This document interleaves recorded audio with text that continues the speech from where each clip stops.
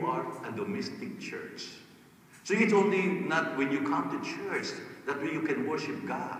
Where can you worship God? Even at home. That's why it's a beautiful introduction that you can make an altar where you can pray together. I am sharing with you what I have heard, how I was, brought up by my parents, and I'm so lucky. One time I shared with you how strict was my father. Although he did not go into the military, he's just like a military man, very strict. And yet I have to be grateful to that. Why? Because even though he was very strict, and yet he was a very religious man. See? And he always tells us not to miss any Sunday Mass. Why? Because he was the first one that will tell us we have to ready for tomorrow is Sunday, and we have to all go together to attend Mass.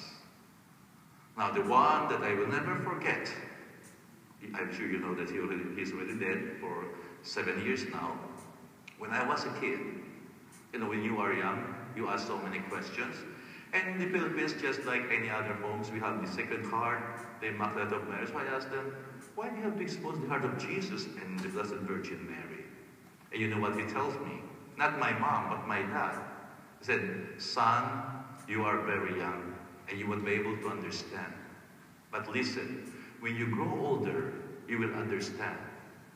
Okay, he said, the only thing that I can explain to you is, in order for God, through Jesus and his mother Mary, to show our love, whenever you look at the picture, is to remind you how much they love you. And of course, can I feel it? He said, of course, through other people, through us. But one thing that I will ask you, since they love you, never to wound any person's heart. See, I try to contemplate that. I think, it's just like a saying, a wise saying, never to hurt, never to wound any person's heart. Because when you do that, then you are hurting them.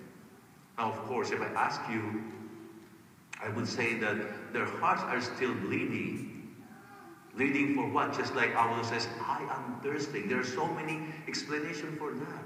This is where God wants us to show our gratitude, to reciprocate their love for us, going back to the Father. Who is ever wise, loyal Father, who would give his only Son? Tell me. That's why, remember when I asked them to enter the seminary?